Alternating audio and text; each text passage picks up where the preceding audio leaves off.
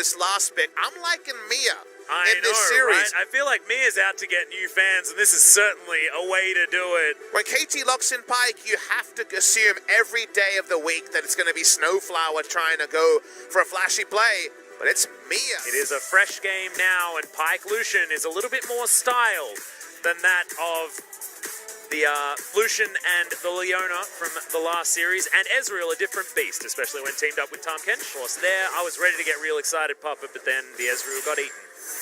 Wasn't happening. However, still trade, feeling like it was in favor of KT. These Qs stop landing from Ruler. This doesn't actually get the proc on the W. Down takes a lot of damage. Double tap in. Okay, not going to be able to get the stun, but now Ruler in a rough spot. Has to use the heal, and Fly's making his way down the flash forward. Life could gobble up Mia if he wants to, but he just gets the stun. Still able to get in there, and that's first blood. Going over to Ruler. Genji taking control of the bottom lane. This is what we expected, and this is terrifying for KT fans. Some really good baiting from the side of Genji and reactions from Fly to be ahead of the play. There's no ability there.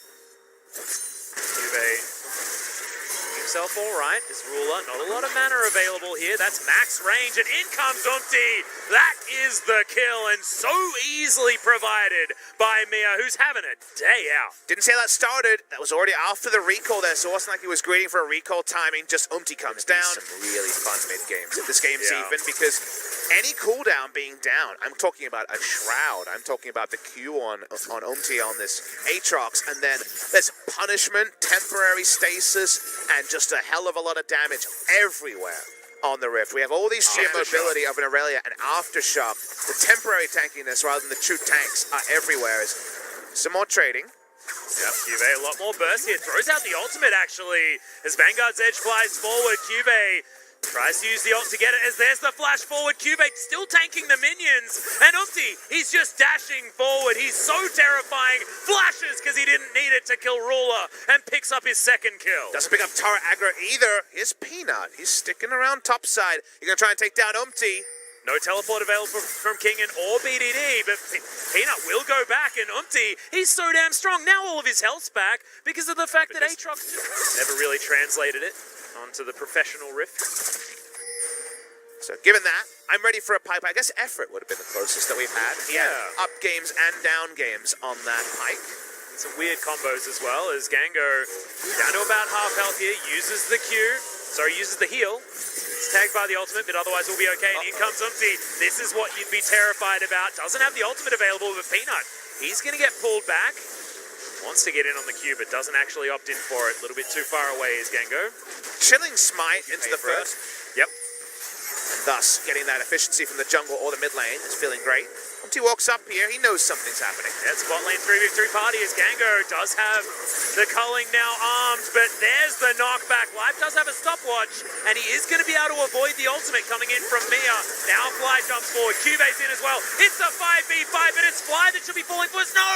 He's even got the proto belt. Vanguard's Edge. Is it enough to get Kingen in there? They have to dive the turret. As BDD, the demonic ascension, flies forward, and now we've got Death from below, and Mia wants to get the resets. Fly is going to go down in the end, but doesn't get it with the ultimate, which is the important part. That stops the ultra resets. The patience from KT to wait for their moment. They knew BDD would get the Tahm Kench down, and the resets could begin. They outfought them there. They had the positioning advantage. Genji couldn't disengage fast enough, and KT finds so much of a lead. And what was feels pretty damn fantastic.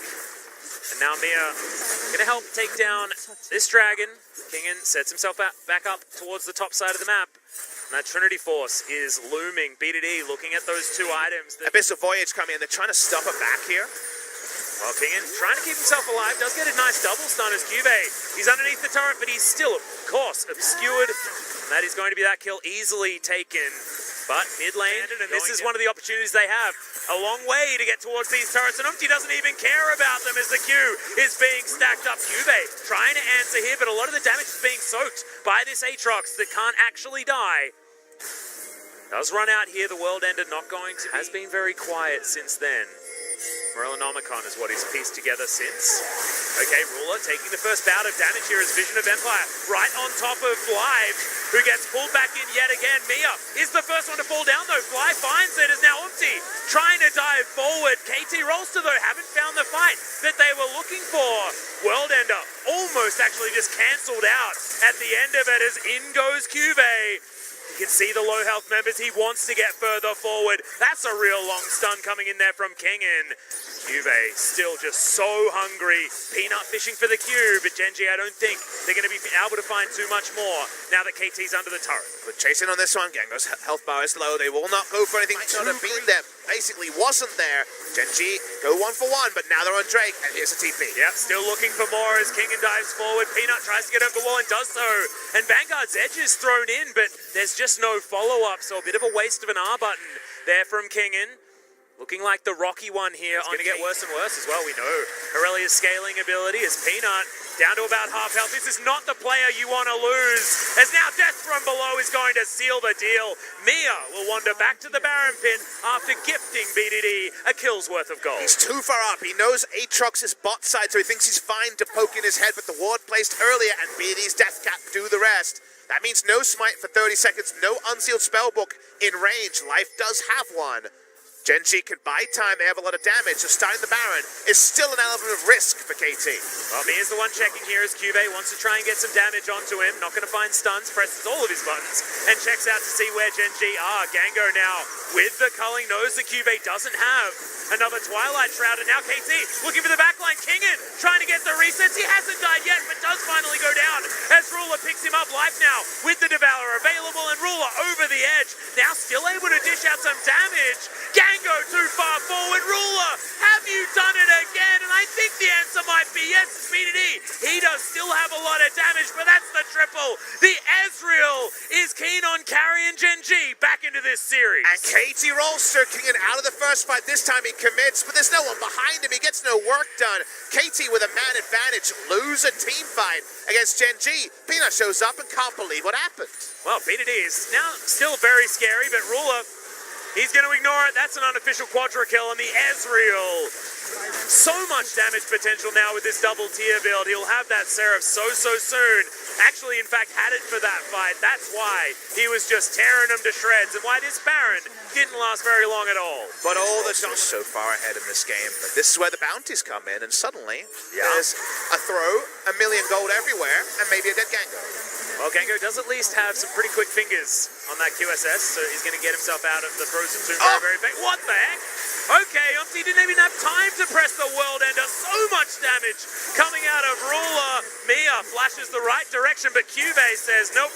He's going to pick that up with the Q all too easily, and I think this game has just gone to hell in a handbasket for KT Rolster. Oh, some mental boom here for KT now. This game's going to end in one go after being ahead for so long in a great spot with no options and a 5v4. KT Rolster are going to lose game 3.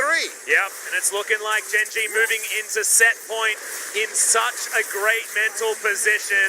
On the back of Ruler, that's how they do it. Vanguard's edge thrown out just for some fun as BDD also, he had an R button to press. He's going to do so, but these turrets are not staying alive. The Nexus to follow suit. It was such a good early game from KT. Mia was looking like he was going to have the series of his life, but Genji, they got one window and they jumped all the way through it, all 5 members. That was a highway robbery from Genji in game number 3. Some smiles there, some concern, complicated emotions, because they'll feel good about winning that game, but not how they played it out next game, because there was the one team fight he watched and there was the one team fight he lost for his team. Yep. And he's a young player. It's important that he has moments like this and bounces back from them, but it might be a while till we see Kingin again. I have a feeling you might be right, Papa. If they're going to win this series, it's going to be a certain uphill battle.